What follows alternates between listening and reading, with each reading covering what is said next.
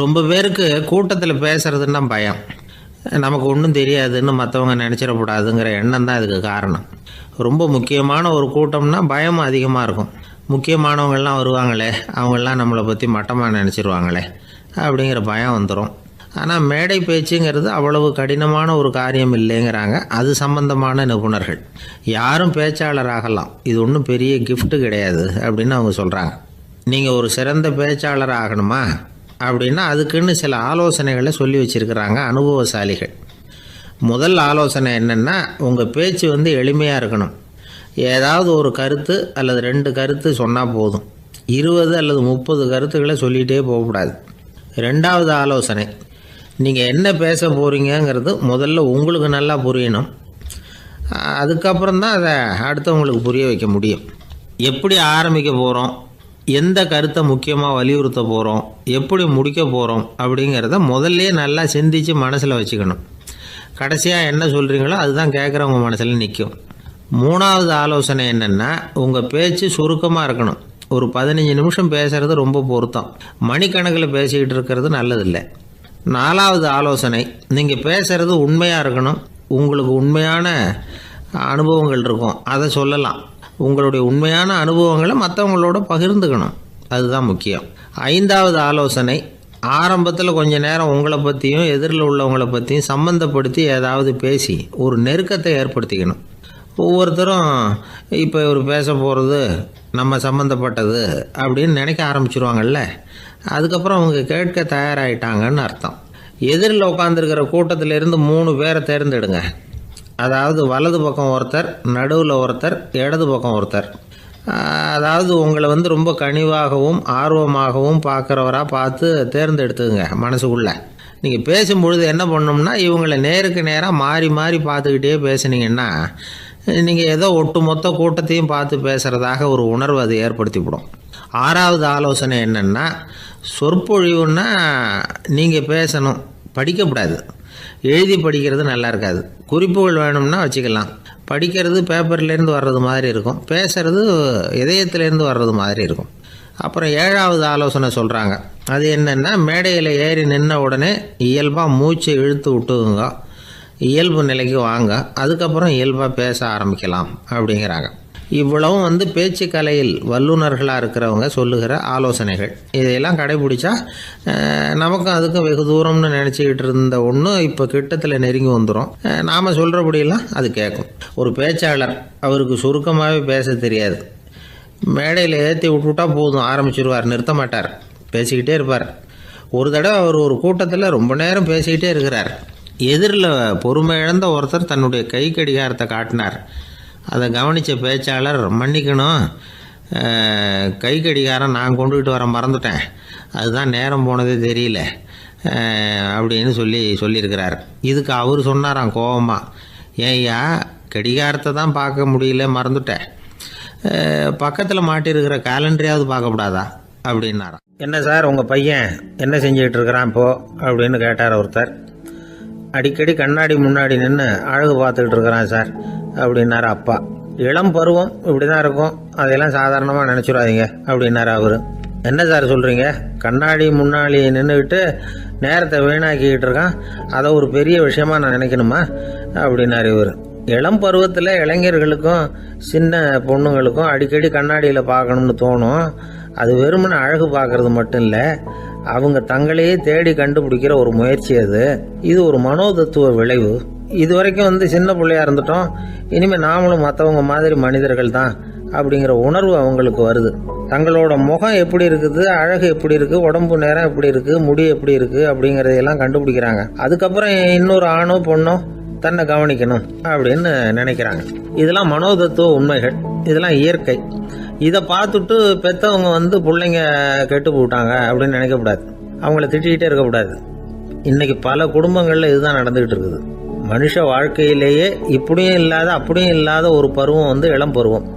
13லேருந்து 19 வயசுக்கு உட்பட்ட ஆண்கள் பெண்கள் இந்த வகையை சேர்ந்தவங்க, டீனேஜ் குரூப். இவங்கள சின்னவங்கன்னு நினச்சிட முடியாது, பெரியவங்கன்னு நினச்சிட முடியாது. இவங்க ரொம்ப சென்சிட்டிவ். சமூகம் நினச்சா இவங்களை நல்லவங்களாகவும் ஆக்கலாம், கெட்டவங்களாகவும் ஆக்கலாம். கொஞ்சம் அக்கறை எடுத்துக்கிட்டால் பெரிய பெரிய மேதைகளையும் விஞ்ஞானிகளையும் உருவாக்கலாம். ஆனால் நடக்கிறது என்ன தெரியுமா, அநேகமாக இவங்களை யாருமே சரியாக புரிஞ்சுக்கிறது இல்லை, இவங்களை சரியாக நடத்துறதும் இல்லை.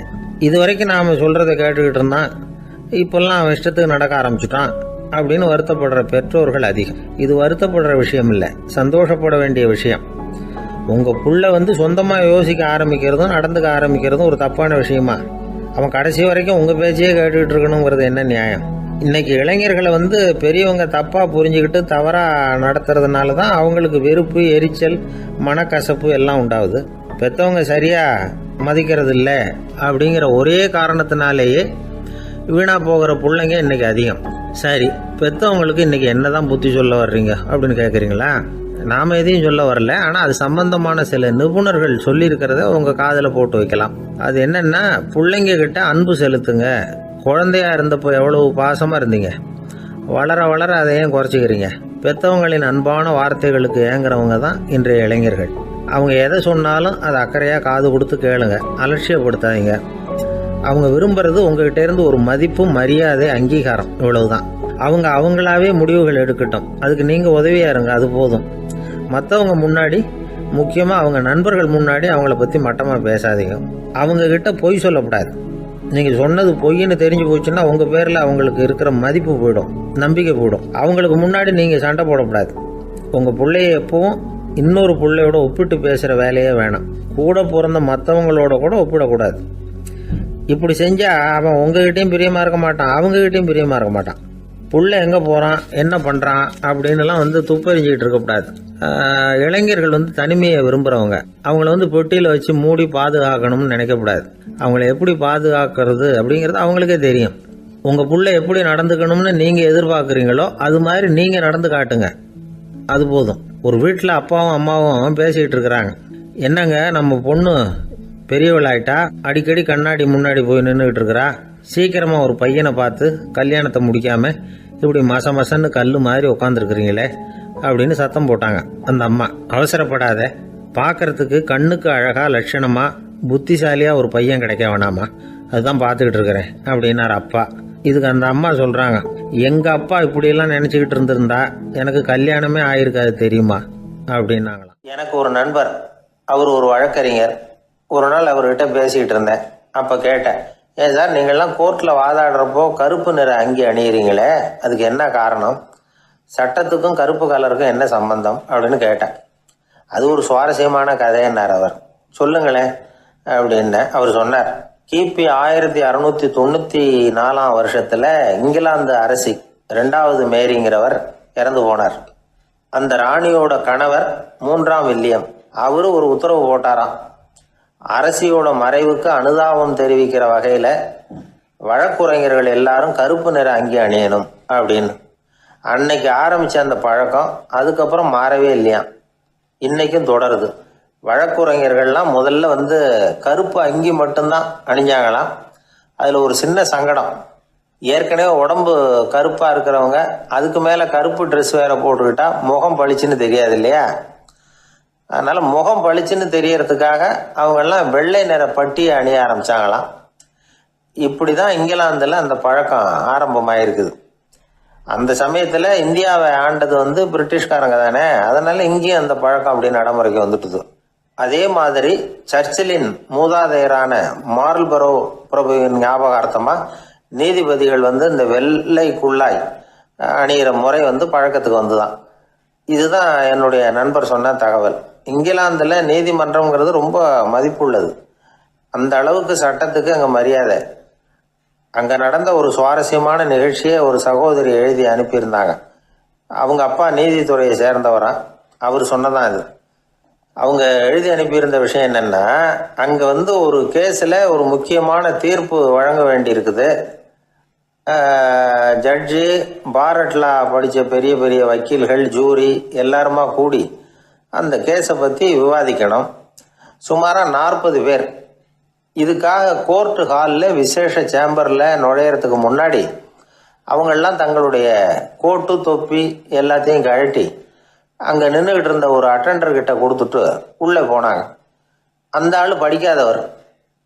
அவர் ஒவ்வொருத்தர் கொடுக்குறதையும் வாங்கி அங்கே அப்படியே ஒரு இடத்துல அடுக்கி வைக்கிறார். அப்படியே வாங்கி உள்ளே வச்சுக்கிட்டு இருக்கிறார் ஒவ்வொரு இடத்துல. அது அவரோட வேலை.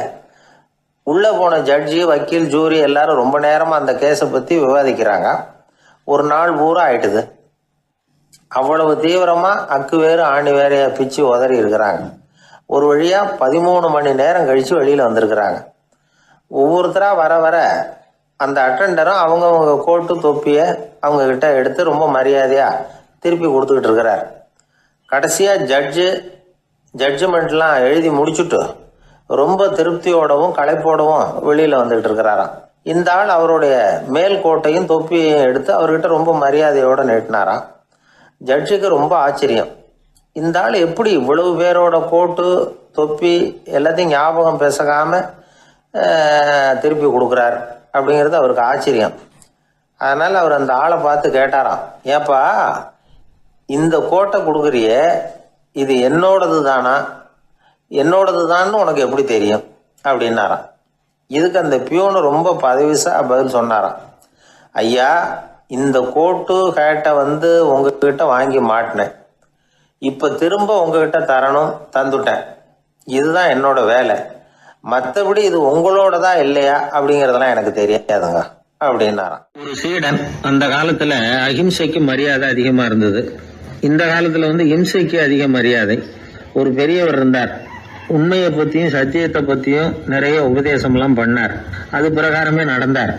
அவர் பின்னாடி நிறைய கூட்டம்லாம் இருந்தது. சீடர்கள் அதிகமா இருந்தாங்க. அவர் கொள்கைக்கு மரியாதை இருந்தது. ஆனா காலப்போக்கில் அந்த மரியாதை குறைஞ்சி போச்சு.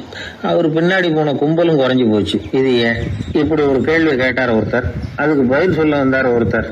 அவரு ஒரு கதையை சொன்னார். சீக்கிய கதை. அதாவது மகான் குருநானக் உபதேசம் பண்ணிக்கிட்டு இருந்த காலம். அவர் பின்னாடி ஏகப்பட்ட கூட்டம் போற இடமெல்லாம் மக்கள் வெள்ளம் அவர் பின்னாடியே போயிட்டு இருந்ததுதான். அவர் எந்த ஊருக்கு போனாலும் எல்லாரும் பின்னாடியே போனாங்க.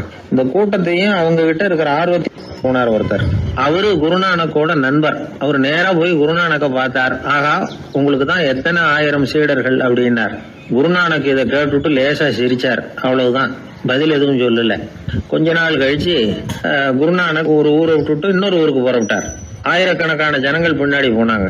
சும்மா போல குரு மகாராஜுக்கு ஜே அப்படின்னு கோஷம் போட்டுக்கிட்டே போறாங்க. ஒரு சாலை ஓரமா போய்கிட்டே இருக்கிறாங்க. திடீர்னு ஒரு இடத்துல ஆகாசத்துல இருந்து செப்பு காசுகள் மழை மாதிரி கொட்டுச்சு. கோஷம் போட்டுக்கிட்டு வந்தவங்க எல்லாம் பாதி பேர் உடனே கதைஞ்சு ஓடினாங்க. அவங்களுக்கு கிடைச்ச செப்பு காசையெல்லாம் பொறுக்கிக்கிட்டு மடியில கட்டிக்கிட்டு சொல்லிக்காம கொள்ளாம நழுவி போயிட்டாங்க. அவர் இதையெல்லாம் கவனிக்காம தொடர்ந்து போயிட்டே இருக்கிறார். அடுத்த ஊருக்கு போனார். அங்க மறுபடியும் ஒரு பணமழை. போன தடவை செப்பு காசு கொட்டுச்சு, இந்த தடவை இங்க வெள்ளி காசா கொட்டுது. இப்பவும் இருந்த கூட்டத்துல பாதி பேர் கும்பல் அப்படியே கலைஞ்சு ஓடி போய் முடிஞ்ச அளவுக்கு அதை பொறுக்கிட்டு அப்படியே ஓடிட்டாங்க. குருநானக் தொடர்ந்து போறார். இன்னொரு ஊர்ல மறுபடியும் பணமழை. இந்த தடவை வெறும் தங்க காசா விழுது. இதை பார்த்ததும் மீதி இருந்த கும்பலும் கலைஞ்சு ஓடி போய் தங்க காசை அள்ளிக்கிட்டு அம்பேல் ஆயிட்டுது. குருநானக் திரும்பி பார்த்தார். கடைசியா எஞ்சி இருந்தது ஒரே ஒரு சீடர் தான். செப்பு காசு, வெள்ளி காசு, தங்க காசு எதையும் பொருட்படுத்தாம இவர் பின்னாடியே வந்துகிட்டு இருக்கிறார். நீதான்ப்பா என்னுடைய உண்மையான சீடன் அப்படின்னு சொல்லி அவரை வாழ்த்தி அவர்கிட்ட தன்னுடைய பணிகளை ஒப்படைச்சாராம் குருநானக். அவ்வளவுதான் அந்த கதை. அதை கேட்டதும் உண்மைக்கு ஏன் மரியாதை குறைஞ்சு போச்சுங்கிறது புரியுது. நல்லவங்க பின்னாடி போற கூட்டம் குறையறதுக்கு இதுதான் காரணம். காசு தான் முக்கியம்னு நினைக்கிறவங்க அதிகமாயிட்டாங்க இந்த காலத்துல. காசு முக்கியம்தான், இல்லைன்னு சொல்லல. ஆனா காசு நமக்கு அடிமையா இருக்கணும். வேலைக்கார மாதிரி இருந்து வேண்டியதை வாங்கி கொடுக்கணும். நாம காசுக்கு அடிமையாயிடக்கூடாது. அப்படி ஆகும் பொழுதுதான் விவகாரம் ஆரம்பம். இந்த காலத்து குரு ஒருத்தர், அவருக்கு பின்னாடி ஏகப்பட்ட சீடர்கள் இருந்தாங்க. ஒரு காலத்துல ஒவ்வொரு கட்டத்துல ஒவ்வொருத்தரா நழுவி போயிட்டாங்க. இப்ப மிஞ்சி இருக்கிறது ஒரே ஒரு சீடன் தான். ரொம்ப பவ்யமா கையை கட்டிட்டு அவர் முன்னாடி உட்காந்துருக்கிறான். கடைசியில நீ மட்டுமாவது இருக்கியப்பா, அது போதும், நீ தான் எனக்கு உண்மையான சீடன் அப்படின்னாராம் குரு. அதுக்கு அந்த சீடன் சொல்லியிருக்கான், அப்படி இல்லைங்க சுவாமி, நீங்க இப்போ உட்காந்துக்கிட்டு இருக்கிற பீடத்துக்கு அடியில பெட்டியில பணம் வச்சிருக்கிறீங்க, அது எனக்கு தெரியும். அதனால நீங்க எப்போ எழுந்திரிச்சு அந்த பக்கம் போவீங்கன்னு பாத்துக்கிட்டு இருக்கிறேன் அப்படின்னு. ஒரு ஊர்ல ஒரு துறவி இருந்தார், புத்த சமய துறவி.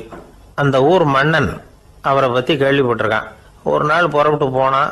துறவியின் பாதங்களை தொட்டு வணங்கினான். அதுக்கப்புறம் சொன்னான், ஐயா, நான் உங்களை அரண்மனைக்கு அழைச்சிட்டு போறதுக்காக வந்திருக்கிறேன். இனிமே நீங்க இங்க எதுக்கு இருக்கணும் அப்படின்னானா. அவன் மனசுக்குள்ள என்ன நினைப்புன்னா, இவர் எங்க வர போறாரு, நான் ரொம்ப எளிமையானவன், எனக்கு எதுக்கு அரண்மனை வாசம்னு சொல்லி விடுவார் அப்படின்னு நினைச்சிருக்கான். ஆனா அந்த துறவி என்ன பண்ணார் தெரியுமா?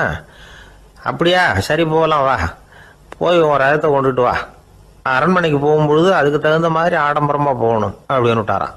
துறவி இப்படி சொன்னதும் அந்த மன்னனுக்கு மனசுக்குள்ள சந்தேகம் வந்துட்டுது.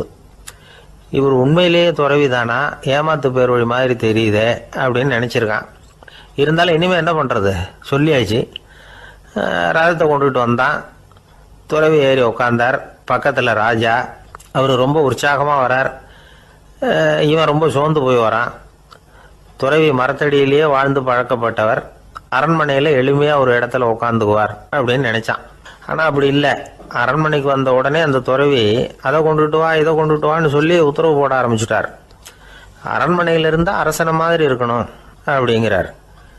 ராத்திரி பூரா சௌரியமாக தூங்கினார். பகலில் அரண்மனை தோட்டத்தில் உலாவ வேண்டியது, நீச்சல் குளத்தில் குளிக்க வேண்டியது, இப்படியே பொழுது போக்கிட்டு இருக்கிறார். அந்த அரண்மனையில் துறவி மகிழ்ச்சியாக இருக்கிறார். மன்னனால் அப்படி இருக்க முடியல. அவருக்கு எந்த கவலையும் இல்லை, இவனுக்கு அரசாங்க கவலைகள். துறவி அப்படி இருக்கிறத இவனால் தாங்கிக்க முடியல. ஒரு நாள் அவர்கிட்டயே போய், நான் உங்ககிட்ட கொஞ்சம் பேசணும் நானா. துறவி பார்த்தார். நான் இந்த அரண்மனைக்கு வரும்பொழுதே நீ என்னமோ என்கிட்ட கேட்கணும்னு நினைச்ச. ஏன் காலதாமதம்? நீ அனாவசியமாக உன்னையே தொந்தரவு பண்ணிட்டு இருக்கிற. நீ கவலையாக இருக்கேங்கிறது எனக்கு புரியுது. நான் மரத்தடியில் இருந்தப்போ கூட என்னை அடிக்கடி சந்திச்சுக்கிட்டு இருப்பேன். ஏதாவது விளக்கம் கேட்கறது உண்டு. இங்கே வந்த பிறகு என்னை சந்திக்கிறது கூட அபூர்வமாக போயிட்டுது. நீ இப்போ என்ன கேட்க போறேங்கிறது எனக்கு தெரியும், இருந்தாலும் கேளு அப்படின்னாராம். வேற ஒன்றும் இல்லைங்க, இப்போ உங்களுக்கும் எனக்கு என்ன வித்தியாசம்? 2 பேரும் அரண்மனையில் தான் இருக்கிறோம். நீங்கள் மகிழ்ச்சியாக இருக்கிறீங்க, நான் அப்படி இருக்க முடியல. இவ்வளவுக்கும் நீங்கள் முன்னாடி இருந்தது மாதிரி இல்லை. தினமும் தங்க தேர் கேட்குறீங்க, உயர்தரமான ஆடைகள் அணிகிறீங்க, சுவையான சாப்பாடு. இப்படி இருக்கிறப்போ உங்களுக்கும் எனக்கு என்ன வித்தியாசம்? இதுதான் மன்னனுடைய கேள்வி. இதுக்கு பதில் சொல்கிறேன், என் கூட புறப்பட்டு வா, இந்த நகரத்துக்கு வெளியில் போவோம் அப்படின்னு சொல்லி அரசனை கூப்பிட்டுக்கிட்டு ஊர் எல்லைக்கு சேர்ந்தார் துறவி. அங்கே போய் சொன்னார், இதை பாருப்பா, இந்த இடத்த தான் தேடிக்கிட்டு இருந்தேன். இனிமே நான் திரும்பி வரப்போறதில்ல. நீ என்னோட வர்றியா திரும்பி போறியா அப்படின்னார். நான் எப்படிங்க உங்கள் கூட வர முடியும்? என்னுடைய நாடு, என்னுடைய சொத்துக்கள், மனைவி, மக்கள் எல்லாத்தையும் விட்டுட்டு எப்படிங்க வர்றதுன்னா. இப்போ அந்த துறவி சொன்னார், இப்போ வித்தியாசத்தை தெரிஞ்சுக்கிட்டியா? நான் அரண்மனையில் இருந்தேன், எல்லா வித பொருள்களும் உடையவனாக இருந்தேன். ஆனால் எதையும் சொந்தம் கொண்டாடுறவனா இருக்கல. ஆனால் நீ அப்படி இல்லை, எல்லாத்தையும் சொந்தம் கொண்டாடிக்கிட்டு இருக்கிற. இதுதான் நமக்குள்ள வித்தியாசம் அப்படின்னு சொன்னார். அரண்மனை ஆடைகளை அப்படியே கலைஞ்சார், அரசங்கிட்ட கொடுத்தார். உன்னுடைய ஆடைகளை நீயே வச்சுக்கோன்னார். அவர் பாட்டுக்கு நடந்து போனார், திரும்பியே பார்க்கல. அரசனுக்கு அப்பதான் தன்னுடைய அறியாமை விளங்குச்சான். இதுல இருந்து நாம புரிஞ்சுக்க வேண்டியது என்னன்னா, இந்த உலகத்துல எத்தனையோ பொருள்கள், அதையெல்லாம் முறையா பயன்படுத்தினா மகிழ்ச்சி. அதை விட்டுட்டு அதுக்கெல்லாம் சொந்தம் கொண்டாட ஆரம்பிச்சா கவலை. நம்ம ஆட்கள் சொந்தம் கொண்டாடுற விதமே தனி. ஒரு ஆளு இன்னொருத்தங்கிட்ட ஒரு கொடை கடன் வாங்கியிருந்தான், திருப்பி கொடுக்கல. கொடையை கொடுத்தவன் கேட்டான், என்கிட்ட கடன் வாங்கினிய கொடை, அதை கொஞ்சம் திருப்பி தர்றியான்னா. அது உனக்கு இப்போ அவசரமா தேவைப்படுதா அப்படின்னு கேட்டான் இவன். எனக்கு தேவைப்படல, அந்த கொடையை நான் யாருக்கிட்ட வாங்கியிருந்தேனோ அவனுக்கு இப்போ அது அவசரமா தேவைப்படுது அப்படின்னானா அந்த ஆள். ஒரு அப்பாவுக்கு 2 பிள்ளைங்க. மூத்தவன் ரொம்ப அடக்கம், அப்பா எது சொன்னாலும் கேட்பான், பெரியவங்களுக்கு கீழ்ப்படிஞ்சு நடப்பான். இளையவன் அப்படி இல்லை, தான் நினைச்சதை தான் சொல்லுவான், செய்வான். அடுத்தவங்க சொல்றதை கேட்க மாட்டான், அடங்கி நடக்க மாட்டான். இந்த 2 பேரில் யாரை உங்களுக்கு பிடிக்கும்? பெரியவனை தான் பிடிக்கும். ஏன்னா அவன் தான் சொல்கிற பேச்சை கேட்குறவன் அப்படின்னு சொல்லுவீங்க. ஆனால் ஒரு ஞானி என்ன சொல்கிறார் தெரியுமா? ஒரு குழந்தை அதன் அறிவுக்காக மதிக்கப்பட வேண்டுமே தவிர அதனுடைய கீழ்ப்படியும் தன்மைக்காக அல்ல அப்படிங்கிறார். நம்ம குழந்தைகளை சுயமாக சிந்திக்கிறதுக்கு நாம் விடுறதில்லை, மற்றவங்களை பார்த்து காப்பி அடிக்கிறதுக்கு தான் நாம் அவங்களுக்கு கற்றுக் கொடுக்குறோம். புகழ்பெற்ற மனிதர்கள் சிலருடைய பேரை சொல்லி நீயும் அவர் மாதிரி ஆகணும், இவர் மாதிரி ஆகணும் அப்படின்னு சொல்லிகிட்டே இருக்கிறோம். குழந்தைகள் தங்களுடைய தனித்தன்மையை வளர்த்துக்கிறதுக்கு நாம் தடையாக இருக்கிறோம். ஒரு குழந்தைகிட்ட அனாவசியமாக நம்பிக்கையை வளர்த்துடக்கூடாது, எந்த கோட்பாட்டையும் திணிக்கக்கூடாது. நாம் ஏற்கனவே அர்த்தமில்லாத கருத்துக்களையும் கொள்கைகளையும் மனசில் போட்டு நிரப்பி வச்சிருக்கிறோம். இந்த உலகத்துக்கு புதுசாக சேர்ந்திருக்கிற ஒரு குழந்தையின் தூய்மையான மனசில் நம்ம கருத்துக்களை அறிமுகம் செய்ய அல்லது திணிக்கிறதுக்கு நமக்கு எந்த அதிகாரமும் கிடையாது. ஒரு குழந்தைய நீ இந்த மதத்தை சேர்ந்தவன் அப்படின்னு பிறந்ததுமே ஒரு முத்திரை குத்தி விடுறோம். இது அதோட சுதந்திரத்தை ஆரம்பத்திலேயே கிள்ளி எறிகிறது மாதிரி தான். நீங்கள் ஒரு மதத்தின் வழிமுறைகளை கடைப்பிடிச்சிக்கிட்டு வர்றீங்க, அந்த வழியில் போய்கிட்டு இருக்கிறீங்க, சரி, அதனால் போகிறீங்க. அதுக்காக உங்கள் குழந்தையையும் அதே வழியில் தான் வரணும் அப்படின்னு கட்டாயப்படுத்துறதுக்கு உங்களுக்கு என்ன உரிமை இருக்குது? அந்த குழந்தை சுயமாக சிந்திச்சு ஒரு முடிவுக்கு வரட்டுமே, அதுக்கு நீங்கள் ஏன் தடையாக இருக்கிறீங்க? நமக்கு உண்மையிலேயே நம்ம குழந்தை மேலே அன்பு இருந்தால் இது மாதிரி திணிப்பு வேலைகளை செய்யக்கூடாது. திணிப்பு வேலைகளிலிருந்து குழந்தைகளை காப்பாற்றினா போதும். அதுதான் ரொம்ப முக்கியம். அடுத்த தலைமுறை அற்புதமான தலைமுறையாக உருவாகும். நாம் தான் சாதி மத சங்கடங்களில் மாட்டிக்கிட்டு தவிக்கிறோம். அவங்களாவது சாதி மத வேறுபாடு இல்லாத சமுதாயத்தை பார்க்கட்டுமே, அந்த சௌகரியங்களை அனுபவிக்கட்டுமே. அதுக்கு நாம் என்ன செய்யணும்னா ஒன்றும் செய்யாமல் இருந்தால் போதும். ஒரு குழந்தைகிட்ட நம்ம கருத்தை திணிக்கும் பொழுது என்ன ஆகுது தெரியுமா? அது அவனை அவங்ககிட்ட இருந்தே அப்புறப்படுத்தி விடுது. அவனுடைய தனித்தன்மையை அழிச்சுடுது. அவனை ஒரு எல்லைக்குள்ளே திணிச்சுடுது. இதெல்லாம் அன்புங்கிற பேரால் பெற்றோர்கள் செய்கிற தப்பு. இதெல்லாம் கேட்டுக்கிட்டு இந்த காலத்தில் அப்பா ஒருத்தர் சொன்னார், நான் கருத்துக்களை எல்லாம் என் பையன்கிட்ட திணிக்கிறது இல்லைங்க, ஆனால் அதிகமாக சாப்பிட சொல்லி கட்டாயப்படுத்துவேன் அப்படின்னார்.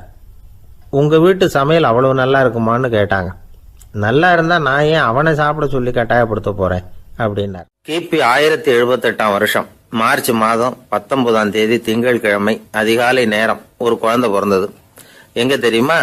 காஸ்பியன் கடலுக்கு தெற்கே பாரசீக மொழி வழங்கிய தபரிஸ்தான் மாநிலத்தில் ஜீலான்கிற புனித நகர், அதோட புறநகர் பகுதியில் உள்ள நீப்புங்கிற ஊர்ல தான் அந்த குழந்தை பிறந்தது. அந்த இடம் இப்போ ரஷ்யாவில் இருக்கு. அந்த குழந்தை யாருன்னு நினைக்கிறீங்க? அதுதான் முஹித்தீன் பெருமான், ஆன்மீக சாதனைகள் புரிந்த மகான் முஹித்தீன் ஆண்டகை.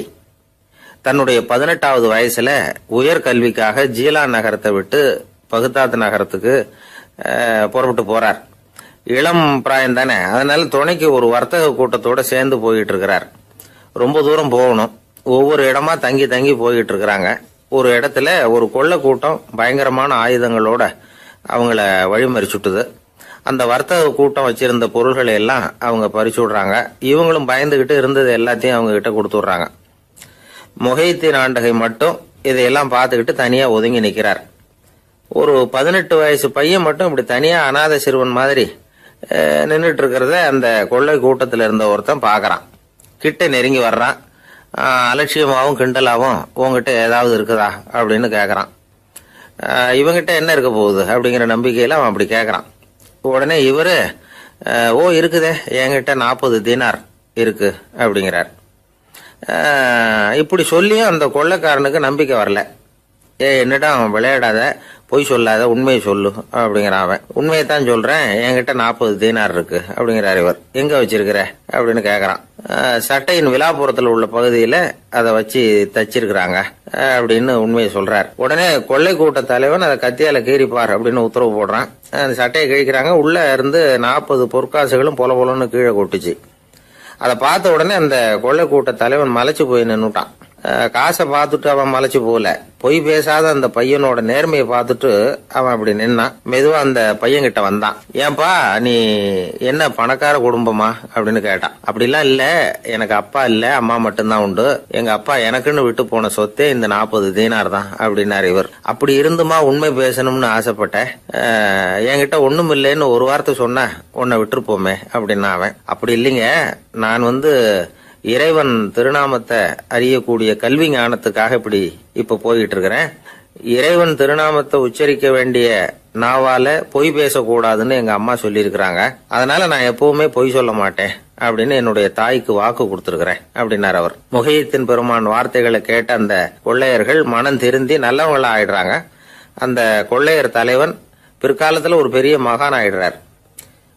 பெரியவர்கள் வாழ்க்கையில நடக்கிற இது மாதிரி சம்பவங்கள் தான் நாம நல்ல விதமா வாழறதுக்கு துணையா இருக்கும். அந்த காலத்துல கொள்ளையர்களே பெரியவங்க செயலை பார்த்து மனம் திருந்தி இருக்கிறாங்க. இந்த காலத்துல யார் இப்படி இருக்கிறா? இந்த காலத்துல மகான் ஒருத்தரை பார்த்தேன், எனக்கு வேண்டியப்பட்ட மகான். ஏங்க நீங்களும் மகான் ஆகிறதுக்கு முன்னாடி கொள்ளை அடிச்சுட்டு இருந்தீங்களா அப்படின்னு கேட்டேன். அவர் மெதுவா கண்ணை திறந்து என்ன நிமிந்து பார்த்தார். அப்படி இல்லப்பா, நான் கொள்ளை அடிக்கிறதுக்காகத்தான் மகானாவே ஆகி இருக்கிறேன் அப்படின்னு சொல்லிவிட்டு மறுபடியும் கண்ணை மூடிட்டார். மனிதர்கள்ல சில பேரு ரொம்ப வித்தியாசமா நடந்துக்குவாங்க. மற்றவங்களுக்கு அது ரொம்ப ஆச்சரியமா கூட இருக்கும். அந்த ஆள் ஒரு மாதிரி பார்த்து நடந்துக்கோ அப்படின்னு கூட சொல்றது உண்டு. இவங்களை பார்த்து நாம பித்து குளியும்போம். உளவியல் இவங்களை எக்ஸென்ட்ரிக்ஸ் அப்படின்னு சொல்லுது. இவங்களை மனநோயாளிகள்னு தவறா புரிஞ்சுக்க கூடாது. அவங்க வேற இவங்க வேற.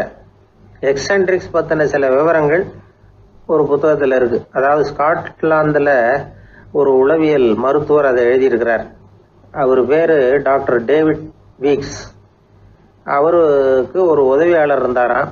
அவர் பேரு கேட் வுட். இவங்க 2 பேரும் சேர்ந்து இங்கிலாந்து பூரா சுத்தி பார்த்துருக்காங்க. 3 வருஷம் சுத்தினாங்களாம். நான் சொன்னது மாதிரி ஒரு மாதிரியா இருக்கிற ஆசாமிகள் பல பேரை சந்திச்சு பேசி அவங்கள பத்தி ஆய்வுலாம் நடத்தி இருக்கிறாங்க. அப்படி நடத்தி அதை ஒரு புஸ்தகமா எழுதியிருக்கிறாங்க. நிறைய பேசி பார்த்துட்டு அவங்க சொல்லியிருக்கிறத கேட்டா ரொம்ப ஆச்சரியமா இருக்குது. நாம இவங்களை பார்த்து பித்துக்குழிங்கிறோம், எக்ஸென்ட்ரிக்ஸ் அப்படின்னு சொல்றோம், கிண்டல் கூட பண்றோம். ஆனா அவங்களோட அறிவு ரொம்ப தெளிவானதான். இந்த ஆராய்ச்சியாளர்கள் சொல்றாங்க. அவங்க உடல் நலமும் ரொம்ப நல்லா இருக்குதான். உடம்புலயும் எந்த கோளாறும் இல்லையா. அவங்களுக்கு மகிழ்ச்சியும் அதிகமா, ஆயுளும் அதிகமா. அவங்கள பல பேர் என்ன சொல்றாங்கன்னா, நீங்க நினைக்கிறது மாதிரி இல்லை நாங்க, ஆனா நாங்க மற்றவங்கள்ல இருந்து வேறுபட்ட தன்மை உள்ளவங்க அப்படிங்கிறத ஒத்துக்கிறாங்களாம். இந்த உலகம் பிறந்ததுல இருந்தே இப்படிப்பட்ட வித்தியாசமான ஆசாமிகளும் பிறந்திருக்கிறாங்க. சரி, அப்படிப்பட்டவங்க எப்படி இருப்பாங்க? இப்ப ஒரு மகாராஜா தன்னோட நாய்க்கு லட்சக்கணக்கில் பணம் செலவு பண்ணி கல்யாணம் பண்ணி வச்சிருக்கிறார். ஒரு கோடீஸ்வரர் தான் வளர்த்துக்கிட்டு இருந்த பூனைகளுக்கு தன்னோட சொத்து பூராவை எழுதி வச்சிருக்கிறார். இது மாதிரி ஒருத்தர் 2 பேர் இல்லை, நிறைய பேர் உண்டு. சில பேர் எப்படி தெரியுமா, அவங்களுக்கு வசதியில் எந்த குறையும் இருக்காது. வீடு, காரு, பணம் எல்லாம் தாராளமாக இருக்கும். அப்படி இருந்தாலும் அவங்க கிட்ட ஒரு பழக்கம் இருக்கும். யாராவது ஒரு நண்பர் வீட்டு விசேஷத்துக்கு போயிருப்பார், இல்லைன்னா ஒரு கடைக்கு போயிருப்பார். அவங்க ரொம்பவும் மரியாதையாக வரவேற்று எல்லாம் பண்ணிட்டு இருப்பாங்க. ஆனால் இவர் அவங்களுக்கு தெரியாம ஏதாவது ஒரு பொருளை திருடி பாக்கெட்ல போட்டுட்டு வந்துடுவார். அப்படி வந்தாதான் இவருக்கு திருப்தி. பல பேர் அவங்க வளர்த்த பிராணிகளுக்கு பளிங்கு கல்லால சமாதி கட்டி வச்சிருக்கிறாங்க. இப்படிலாம் பண்றாங்க. பல பேர் அவங்களுக்கு பிடித்தமான ஒருத்தர் எப்படியோ அதே மாதிரி தலைமுடி, தாடி வச்சுக்கிறது, உடை உடுத்திக்கிறது, மலை குகையில போய் குடியிருக்கிறது, இப்படி எவ்வளவோ வினோதமான நடவடிக்கைகள். இவங்களெல்லாம் ஆய்வு பண்ணின டாக்டர் வீக்ஸ் என்ன சொல்றாரு தெரியுமா? பொதுவா இவங்க உயர்ந்த புத்திசாலிகளா இருக்கிறாங்க. ஒருமைப்பட்ட மனம், கருமையுமே கண்ணான பண்பு, தனிமையை நாடுற மனப்பான்மை எல்லாம் இவங்களுக்கு உண்டு. அவங்கள பல பேர் அவங்க பெற்றோருக்கு முதல் குழந்தை அல்லது ஒரே குழந்தை இப்படிதான் இருக்கிறாங்க. இது மாதிரியானவங்க பெண்கள் 1 பங்குன்னா ஆண்கள் 2 பங்கு. இவங்கெல்லாம் ஆக்கப்பூர்வமான செயல் செய்யறாங்க. அப்படிப்பட்டவங்களா தான் இருக்கிறாங்க. அடுத்தவங்க கிட்ட அன்பு காட்டுறவங்களா இருக்கிறாங்க, உற்சாகம் ஊட்டுறவங்களா இருக்கிறாங்க. அவங்களுடைய ஆக்கப்பூர்வமான பணிகளுக்கு ஊக்கம் கொடுத்தா அவங்க மன சந்தோஷமும் உடல் நலமும் பெருகும், ஆயுளும் கூடும். இதெல்லாம் அந்த டாக்டருடைய கண்டுபிடிப்பு. பித்துக்குழித்தனத்துக்கும் மனநோய்க்கும் வித்தியாசம் உண்டுங்கிறத சொல்றதுதான் இந்த தகவல். அதனால 2ம் ஒண்ணுன்னு நினைச்சிடக்கூடாது. ஒரு நண்பன் ஒருத்தனை பத்தி சொல்றோம்.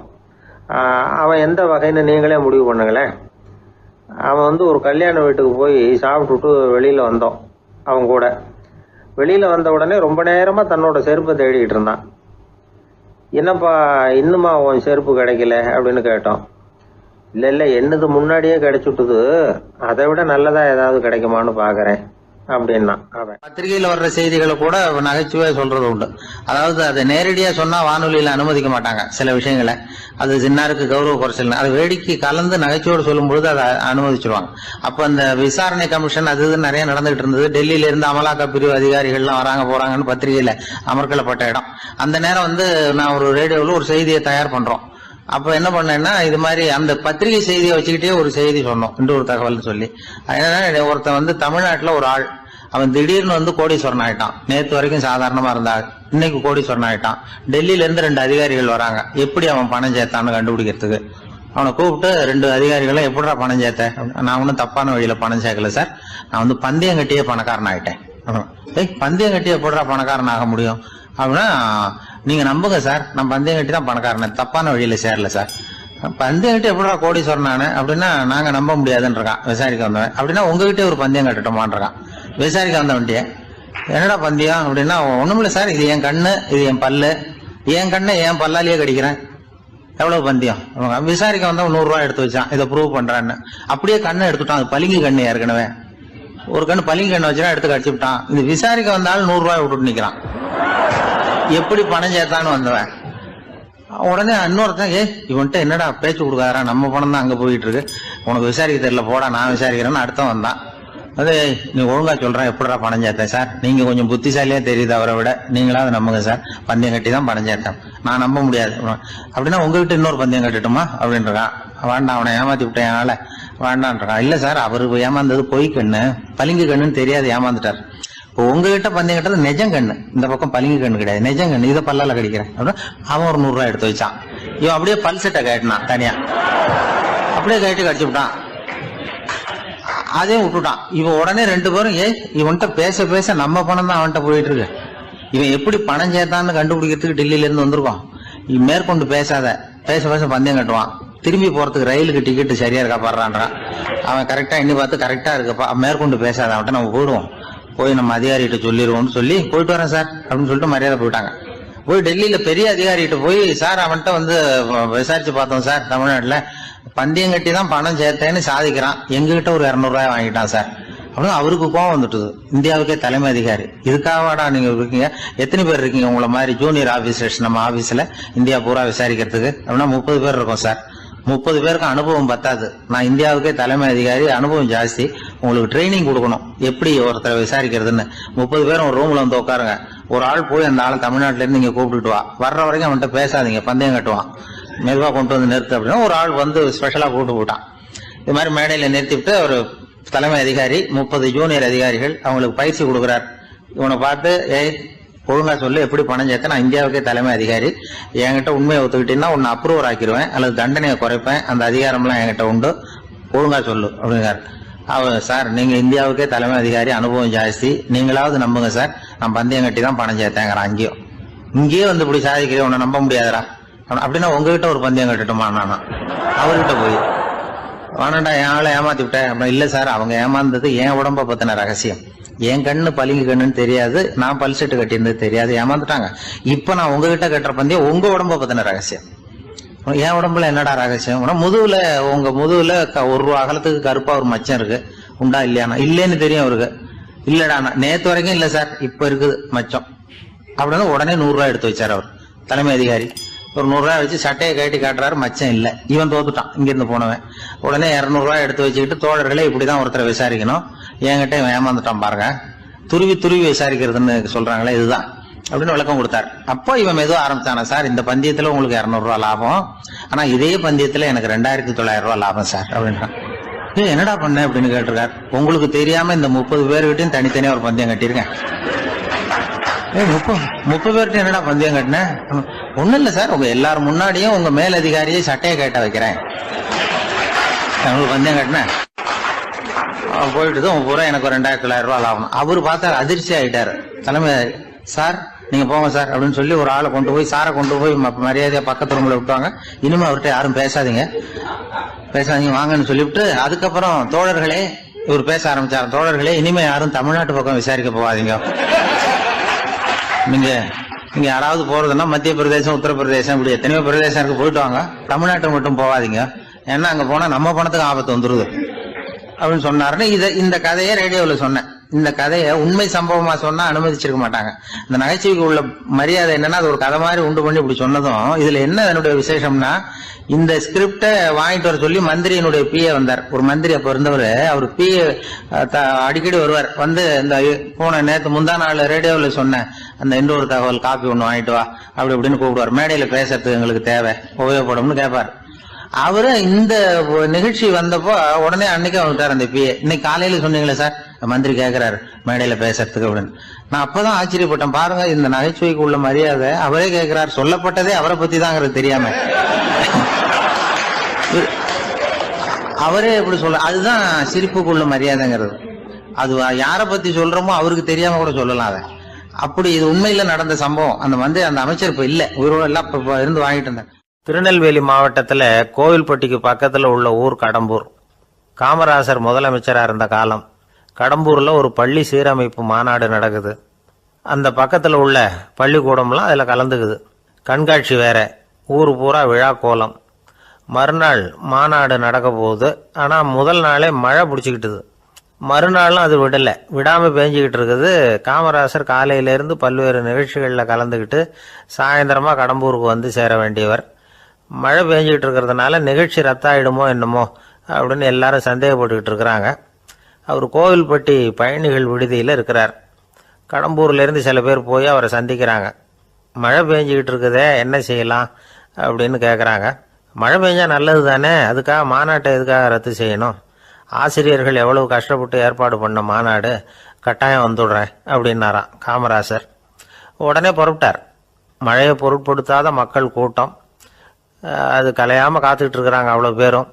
தலைவர் வந்துட்டார்னு தெரிஞ்சது ஜனங்களுக்கு ஏகப்பட்ட உற்சாகம். ஜனங்கள் அவ்வளவு உற்சாகமாக வரவேற்றாங்க. மாநாடு ஆரம்பமாச்சு. மலர் மாலைகள் மலை மாதிரி குவிய ஆரம்பிச்சுட்டுது. வரிசையாக ஒவ்வொரு கல்வி நிலையம் சார்பாகவும் வரவேற்பு பத்திரம் வாசித்து கொடுக்குறாங்க. என்ன வாசிக்கிறாங்கங்கிறத காமராசர் கூர்ந்து கவனிக்கிறார். ஏகப்பட்ட புகழ் மொழிகள், ரொம்ப பாராட்டி புகழ்ந்து என்னென்னமோ வாசிச்சுக்கிட்டு இருக்கிறாங்க.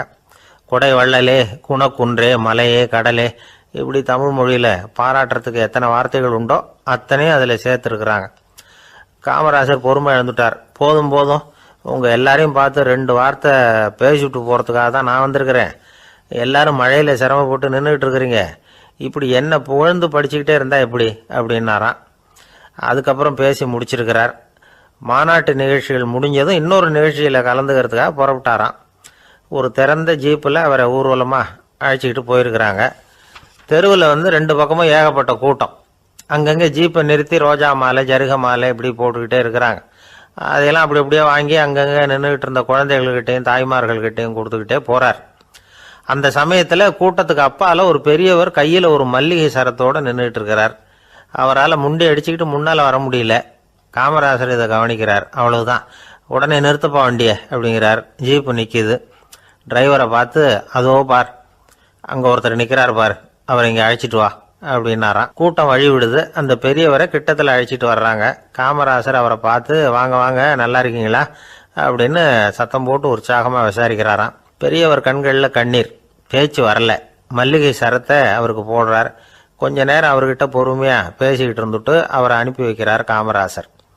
பெரியவர் போனதுக்கு அப்புறம் காமராசர் பக்கத்தில் இருந்தவங்க கிட்ட சொல்கிறார் அந்த பெரியவரை பற்றி.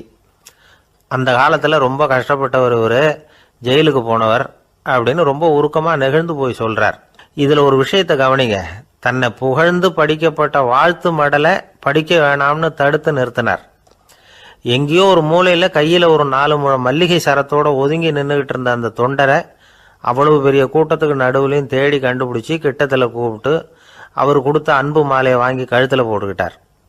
அதுதான் காமராசர். தோல்விகள் கூட அவரை கொஞ்சம் கூட பாதித்ததில்லை. ஒரு பொது தேர்தலில் அவர் தோற்று போகிறார். தொண்டர்கள்லாம் அழறாங்க. அதில் ஒருத்தர் மெதுவாக காமராசர்கிட்ட போய், என்ன தலைவரே, நீங்கள் கூட தோற்று போயிட்டீங்களே அப்படின்னு கலக்கமாக சொல்லியிருக்கிறார். அதுக்கு காமராசர், நான் கூட தோற்று போகிறதுக்கு பேர் தான்ப்பா ஜனநாயகம் அப்படின்னாராம். என்னுடைய நீண்டகால நண்பர் ஒருத்தர் வருஷம் தவறாமல் திருநள்ளாறு அப்படிங்கிற திருத்தலத்துக்கு போயிட்டு வர்றது வழக்கம். அங்கே என்ன சார் விசேஷம்னு கேட்கறது உண்டு.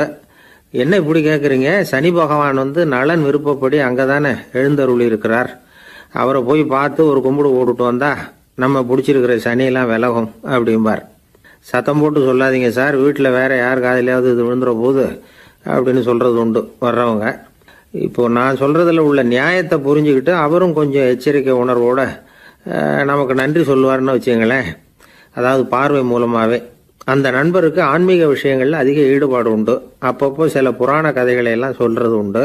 ரொம்ப சுவாரஸ்யமாக இருக்கும். எப்போவுமே புராண விஷயங்களையெல்லாம் அறிவியலுங்கிற தராசில் வச்சு எடை போட்டுட்டு இருக்கக்கூடாது. அப்படி பார்த்தா அதெல்லாம் நம்ப முடியாத வெறும் கற்பனைகளாக தோணும், மூட நம்பிக்கைகளாகவும் தெரியும். புராணங்களை புராணங்களாகவே புரிஞ்சுக்கிறவங்களுக்கு அதெல்லாம் அர்த்தமுள்ள செய்திகளை உள்ளடக்கி இருக்கிறதாக தெரியும். அந்த வகையில் தான் இந்த நண்பரும் நிறைய செய்திகளை சொல்கிறது உண்டு. சனியை போல கொடுக்குறவனும் இல்லை, சனியை போல கெடுக்கிறவனும் இல்லை அப்படின்னு சோதிடர்கள் சொல்லுவாங்க. நாம் ஏதாவது ஒரு வம்புல மாட்டிக்கிட்டா பிடிச்சது சனி அப்படிங்கிறோம். ராவணன் எப்பேற்பட்ட வீரன், அவனே சனி பார்வைப்பட்டது தானே சங்கடப்பட ஆரம்பித்தான் அப்படின்னார் நண்பர். அது எப்படிங்கன்னு கேட்டேன். அவர் சொல்ல ஆரம்பித்தார், இந்த ராவணன் இருக்கானே நவ கிரகங்களையும் பிடிச்சி கொண்டுட்டு வந்து தன்னுடைய சிம்மாசனத்தில் அப்படியே படிகளாக போட்டு வச்சுட்டானான், ஒவ்வொரு படியாக. பாவம் அந்த 9 தேவதைகளும் ஒவ்வொரு படியாக குப்புற கிடக்குறாங்க. நவக்கிரகம் நம்மளை ஆட்டி படைக்குதுன்னு நாம் சொல்லிட்டு இருக்கிறோம். ஆனால் அந்த நவக்கிரகங்களை ராவணன் எப்படி வச்சுருந்தான் பாருங்க. எல்லாரையும் சிம்மாசனத்துக்கு பக்கத்தில் படிப்படியாக போட்டு வச்சிருக்கிறான். காலை அது மேலே வச்சு தான் ஏறி போகணும். வேற வழி இல்லாமல் எல்லாரும் குப்புற விழுந்து கிடக்குறாங்க. ராவணன் வந்து ஒவ்வொரு தடவையும் இவங்க முதுகில் அடி வச்சு ஏறி தான் அந்த சிம்மாசனத்துக்கு போகிறது வழக்கம். இப்படி நடந்துக்கிட்டு இருக்கிறது நாரதர் கண்ணில் போட்டுட்டு தான். அவர் சும்மா இருப்பாரா? யோசனை பண்ணார் என்ன செய்யலாம் அப்படின்னு. ஒரு முடிவு பண்ணிட்டு நேராக ராவணன் கிட்ட போனாராம். ராவணா, நீ வந்து நவக்கிரகங்களை பிடிச்சி கொண்டாந்து உன்னுடைய சிம்மாசனத்துக்கு படிகளாக போட்டு வச்சிருக்கிற, அது உன்னுடைய வீரத்தை காட்டுது. இருந்தாலும் ஒரு விஷயத்த நீ யோசிச்சு பார்க்கணும். ஒவ்வொரு தடவை நீ சிம்மாசனத்துக்கு போகும்பொழுதும் நவக்கிரகங்களின் முதுகல் அடி வச்சு நீ ஏறி போற, அது உனக்கு பெருமை கிடையாது. அவங்களுடைய மார்புல அடி வச்சு ஏறி போகணும், அதுதான் உனக்கு பெருமை அப்படின்னாராம். இவர் சொல்றதும் சரிதானே அப்படின்னு யோசிச்சிருக்கான் ராவணன். உடனே குப்புற கிடந்த நவக்கிரகங்களை திருப்பி மல்லாக்க போட்டான். அவங்க மார்புல அடி வச்சு மேலே ஏறி சிம்மாசனத்துக்கு போனானா. அப்படி போயிட்டு இருக்கும் பொழுது சனி பகவானின் பார்வை அவன் மேலே பட்டுதான். அவ்வளவுதான். என்னாச்சு தெரியுமா? சூர்பனகை தேடி வந்தா. சீதையோட அழகை பற்றி தன்னுடைய அண்ணங்கிட்ட சொல்ல ஆரம்பிச்சுட்டா. விவகாரம் ஆரம்பமாயிட்டது. அதுதான் சனியனுடைய வேலை அப்படின்னு சொல்லி இந்த கதையை சொல்லி முடிச்சார் என்னுடைய நண்பர். ஆக சனியின் பார்வை வந்து நம்ம பேல படாமல் பார்த்துக்கிறது தான் நல்லதுங்கிறீங்க அப்படின்னு. ஆமாம் சார், இப்போ கூட நான் வந்து உங்கள் வீட்டுக்கு வந்திருக்கிறதே ஒருத்தருடைய பார்வை என் மேலே படக்கூடாதுங்கிறதுக்காகத்தான் அப்படின்னார். யாருங்க அதுன்னு என்னுடைய மாமனார் சார். அவசரத்துக்கு அவர்கிட்ட கொஞ்சம் கடன் வாங்கிவிட்டேன். நம்ம மாப்பிள்ளை தானேன்னு சொல்லி அவர் விட்டு கொடுக்கறதுக்கு தயாராக இல்லை. இன்னைக்கு இப்போ அவர் எங்கள் வீட்டுக்கு வரக்கூடிய நேரம், அதுதான் அவர் பார்வையிலேருந்து படாமல் தப்பிக்கலாங்கிறதுக்காக இங்கே வந்துட்டேன் அப்படின்னார். பார்வை படணும்னு இருந்தால் பட்டுத்தான் தீரும் போல இருக்கு அப்படின்னா. என்ன சார் சொல்கிறீங்கன்னார் ஒன்றும் புரியாமல். நீங்கள் இங்கே தான் வருவீங்கன்னு அவருக்கு ஏற்கனவே தெரியும் போல இருக்கு. அதனால் உங்களுக்கு முன்னாடியே உங்கள் மாமனார் இங்கே வந்துட்டார். அதுவும் அந்த பீரோவுக்கு பக்கத்தில் தான் பின்னாடி மறைஞ்சு நின்றுட்டு இருக்கிறார் அப்படின்னு. சீடன் வெளியூர் புறப்படுறதுக்கு தயாரா இருந்தான். ரொம்ப தூரம் போக போறான். திரும்பி வர நாளாகும். புறப்படுறதுக்கான ஆயத்த வேலைகள்ல ஈடுபட்டிருந்தான். அந்த சமயம் பார்த்து இன்னொரு சீடன் அவங்கிட்ட வந்தான்.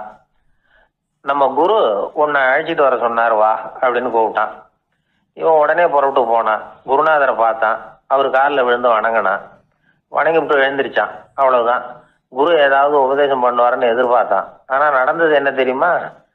குரு அவனுக்கு ஓங்கி ஒரு அடி கொடுத்தார். எதிர்பாராம இந்த அடியை வாங்கினதும் அந்த சீடன் அதிர்ந்து போயிட்டான். பக்கத்துல இருந்த மற்ற சீடர்களும் திகைச்சு போய் நின்னுட்டாங்க. அடி வாங்கின சீடனுக்கு மனசுக்குள்ள குழப்பம். நாம என்ன தப்பு பண்ணணும்? புறப்படுற நேரத்துல இப்படி குரு கிட்ட அடி வாங்குற மாதிரி ஆயிட்டுதே அப்படின்னு நினைச்சு மனசுக்குள்ள ரொம்ப வேதனைப்பட்டான். கொஞ்சம் துணிச்சலை வரவழைச்சுக்கிட்டு குருநாதர்கிட்டயே கேட்டுட்டான். சுவாமி, நான் என்ன தப்பு பண்ணினேன்? என்னை இப்படி அடிச்சுட்டீங்களே. ஒரு வார்த்தை கூட உங்களை எதிர்த்து நான் பேசினது இல்லையே. இவ்வளவு காலமா உங்க விருப்பத்துக்கு விரோதமா ஒரு காரியம் கூட நான் செஞ்சது இல்லையே. வந்ததும் வராததுமா ஒண்ணுமே சொல்லாம என்ன அடிச்சுட்டீங்களே. குருவே, நான் செஞ்ச குற்றம் தான் என்ன அப்படின்னு கண்ணீரோட பரிதாபமா கேட்டானா அந்த சீடன். ஆனா அந்த குரு முகத்துல கொஞ்சம் கூட கோபம் இல்லை. அவர் சிரிச்சுக்கிட்டே நின்றுகிட்டு இருந்தாராம். அதுக்கப்புறம் சொன்னாராம், என்னுடைய அருமை சீடனே, நீ ஒரு தவறும் பண்ணல. நான் உன்னை அடிச்சது நீ ஏதோ தப்பு பண்ணிவிட்டேங்கிறதுக்காக இல்லை. நீண்ட பயணம் போக போறேன். ஞாபகமா ஏதாவது கொடுத்து அனுப்ப வேணாமா? நீ ஞானம் பெற்ற பிறகுதான் திரும்பி வர போறேங்கிறது எனக்கு தெரியும். அதுக்கு பிறகு உன்னை வந்து அடிக்க முடியுமா? அதனால இப்ப கிடைச்சிருக்கிற இந்த வாய்ப்பை பயன்படுத்திக்கிட்டேன். அப்போதைக்கு இப்பவே அடிச்சுட்டேன், அவ்வளவுதான், வேற ஒண்ணும் இல்லை அப்படின்னாராம். குரு சிரிச்சுக்கிட்டே இப்படி சொல்றார். இருந்தாலும் இதுவும் ஒரு உபதேசம் தான். அதிர்ச்சிகளால வந்து விழிப்படைய வைக்கிறதும் ஒரு வழிதான். இது வந்து ஜென் வழி. பெரும்பாலும் அதிர்ச்சியின் மூலமாகவே ஞான தரிசனத்தை அருள்கிறவர்கள் தான் ஜென் குருமார்கள். நம்ம தியானம் தான் ஜென். இந்தியாவில இருந்து இது சீனாவுக்கு போய் கொஞ்சம் பேர் மாறி வளம் பெற்று ஜப்பான்ல ஜென் ஆகி வளர்ந்துருக்குது, அவ்வளவுதான். ஜென்கிறது தியானம். எதை நினைச்சும் தியானிக்கிறது இல்லை, எல்லாத்துலயும் தியானம் இருக்கிறதா சொல்லுது ஜென். பேசுறது, இருக்கிறது, நடக்கிறது, சாப்பிடுறது, சிரிக்கிறது, தூங்குறது, தொழில் செய்யறது அல்லது சும்மா இருக்கிறது எல்லாமே தியானம் தான். சென்கிறது ஒரு சுய தரிசனம், தன்னைத்தானே அடையாளம் கண்டுகொள்கிறது தான் அது. இல்லாத எதையும் தேடி கண்டுபிடிக்கிறது இல்ல. சென் மார்க்கத்தை பத்தி ஓஷோ என்ன சொல்றாரு தெரியுமா? காணாமல் போன தன்னுடைய மூக்கு கண்ணாடி தன்னுடைய மூக்கின் மேல் இருப்பதை கண்டுகொள்வது போன்றது சென் அப்படிங்கிறார். நம்மால் இன்னொருத்தர் முகத்தை ரொம்ப நேரமா உத்து பார்த்துக்கிட்டு இருந்தார். என்ன பாக்குறீங்கன்னாரு அவரு. நீங்க போட்டிருக்கீங்களே மூக்கு கண்ணாடி, அதை தான் பாக்குறேன்னாரு இவரு. நீங்க அப்படி பாக்குறதுக்கு விசேஷ காரணம் ஏதாவது உண்டான்னு கேட்டார் இவர். உண்டுன்னார். என்னன்னு கேட்டார். நேத்திக்கு காணாம போன என்னோட மூக்கு கண்ணாடி அது அப்படின்னாராம் இவர். ஒருத்தர் ரொம்ப கவலையோட வந்தார். ஏன் இப்படி ஒரு மாதிரியா வர்றீங்க அப்படின்னு கேட்டேன். அவர் என்ன நிமிர்ந்து பார்த்தார். என்னை பார்த்து ஒருத்தன் பைத்தியம்னு சொல்லிவிட்டாங்க சார். அவன் அப்படி சொன்னதுக்கு அப்புறம் தான் நான் இப்படி ஆயிட்டேன்னாரு. அதுக்காக நீங்க பெருமைப்படுங்க, வருத்தப்படாதீங்கன்னு. அவருக்கு ஒன்னும் புரியல. அவரு என்ன ஒரு மாதிரியா பார்க்க ஆரம்பிச்சுட்டார். நான் உடனே ஓஷோ சொல்லி இருக்கிற சில கருத்துக்களை அவர்கிட்ட எடுத்து சொன்னேன். இத பாருங்க, இந்த உலகத்துல பல பெரிய மேதாவிகள்லாம் சாதாரண மக்கள் கண்ணுக்கு பைத்தியமா தான் தெரிஞ்சிருக்கிறாங்க அப்படின்னு விவரத்தை சொன்னேன். ஏன்னா மத்தவங்க மாதிரி அவங்க கவலைப்படுறது இல்ல, எதுக்கும் இறுக்கம் அடையறது இல்ல, சாவை கண்டு பயப்படுறது இல்ல, அற்பமான மகிழ்ச்சிக்கு ஆசைப்படுறது இல்ல. அவங்க முழுமையா வாழறாங்க. மத்தவங்களை இது பாதிக்குது. ஏன்னா இவங்களால அவங்க மாதிரி அலட்டிக்காம இருக்க முடியறது இல்ல. அதனால இருக்க ஆரம்பிச்சு விடுறாங்க. அவன் கிடக்குறான் பைத்தியக்காரன் அப்படின்னு சொல்லி அவங்களுக்குள்ளேயே ஆறுதல் அடையறதுக்கு முயற்சி பண்றாங்க. இதுதான் இன்னைக்கு உலகத்துல நாம பாத்துக்கிட்டு இருக்கிறது. ஆனா ஒரு உண்மை என்ன தெரியுமா? இந்த உலகத்துல பைத்தியக்காரர்களும் புத்தி சுவாதீனம் இல்லாதவங்களும் தான் மகிழ்ச்சியாவும் கொண்டாட்டமாவும் இருக்க முடியும். அதனால நமக்கெல்லாம் புத்தி சுவாதீனத்துடன் கூடிய ஒரு பைத்தியக்காரத்தன்மை இருக்கிறது நல்லதுதான். அப்படி இருந்தாதான் வாழ்க்கையை கொண்டாட முடியும். ஒரு மனநல மருத்துவமனையில ஒருத்தர் சிகிச்சைக்காக சேர்ந்திருந்தார். சேர்ந்து 1 வருஷம் ஆச்சு. தான் குணமாயிட்டோங்கிறது அவருக்கு தெரிஞ்சு போச்சு. டாக்டர் கிட்ட விவரத்தை சொன்னார். இது மாதிரி எனக்கு மனசுல தோணுதுங்க, நான் தெளிஞ்சுட்டேன் போல இருக்கு அப்படின்னு அவர் சொல்லியிருக்கிறார். அவரும் சொன்னார், நீங்க சொல்றது சரியாதான் இருக்கும், இருந்தாலும் உங்களை இங்கேயே வச்சிருந்து சில சோதனைகள்லாம் பண்ணி பார்த்துட்டு அதுக்கப்புறம் வீட்டுக்கு அனுப்புறோம் அப்படின்னார். சரிங்கன்னார் அவரு. அதே மாதிரி அவரை மேற்கொண்டு கொஞ்ச நாள் தங்க வச்சு சோதனைகள்லாம் பண்ணி பார்த்துட்டு இவர் சொல்றது உண்மைதான்னு தெரிஞ்சது. இவர் புத்தி சுவாதீனம் சரியா இருந்தது, இவர் நல்ல நிலைமைக்கு வந்துட்டாருங்கிறது டாக்டருக்கு புரிஞ்சுது. அதுக்கப்புறம் சரி, நீங்க சொன்னது சரி, இனிமே நீங்க வீட்டுக்கு போகலாம் அப்படின்னு சொல்லி அனுப்பி வச்சார். இவர் வீட்டுக்கு வந்துட்டார். அதுக்கப்புறம் இவர் தன்னுடைய அனுபவங்களை சொன்னாராம். எப்படி இருந்தது மருத்துவமனை வாழ்க்கை அப்படின்னு கேட்டிருக்கிறாங்க நண்பர்கள்லாம். அப்போ இவர் சொன்னாராம், இத பாருங்க, நான் 1 வருஷம் பைத்தியங்களோட பைத்தியமா வாழ்ந்தேன். அதுல கொஞ்சம் கூட எனக்கு சிரமம் தெரியல. அந்த 1 வருஷமும் 1 வினாடியா போனது மாதிரி இருக்குது. ஆனா நான் புத்தி தெளிஞ்சதுக்கு அப்புறம் 1 வாரம் அவங்களோட இருந்தேன் பாருங்க, அந்த 1 வாரம் தான் எனக்கு 1 யுகமா தெரிஞ்சது. அவ்வளவு கஷ்டப்பட்டேன் அப்படின்னாராம். அதனால ஒரு கூட்டத்திலிருந்து வேறுபட்டு வாழறதுங்கிறது கொஞ்சம் சிரமம் தான். பைத்தியங்களுக்கு மத்தியில பைத்தியமா இருந்துடலாம், பைத்தியங்களுக்கு மத்தியில புத்தி சுவாதீனம் உள்ளவனா இருக்கிறதுக்கு ரொம்ப சாமர்த்தியம் தேவைப்படுது. அதனாலதான் இந்த உலகத்துல நாம வாழும் பொழுது மற்றவர்களை அனுசரிச்சு வாழணும். பைத்தியங்களுக்கு மத்தியில பைத்தியமா இருந்தாதான் சுகம் அப்படிங்கிறது தான் இவங்க சொல்ல வர்ற உண்மை. ஹிட்லர் ஒரு சமயம் ஒரு பைத்தியக்கார ஆஸ்பத்திரிக்கு போனாராம் பார்வையிடறதுக்காக. மன நோயாளிகளை எல்லாம் வரிசையா நிறுத்தி வச்சிருந்திருக்கிறாங்க. அவர் வந்த உடனே எல்லாரும் ஹிட்லர் வாழ்கன்னு கத்தணும் அப்படின்னு அங்க உள்ள டாக்டர் சொல்லி வச்சிருக்கிறார். ஏற்கனவே சொல்லி வச்சிருக்காரு, ஹிட்லர் வரப்போறார், வந்தது எல்லாரும் ஹிட்லர் வாழ்கன்னு நீங்க சொல்லணும், கத்தணும் சொல்லி வச்சிருக்காரு. சரின்ட்டு நிக்கிறாங்க. ஹிட்லர் வந்தார். சொல்லி வச்சது மாதிரி எல்லாரும் கத்துனாங்க, ஹிட்லர் வாழ்கன்னு.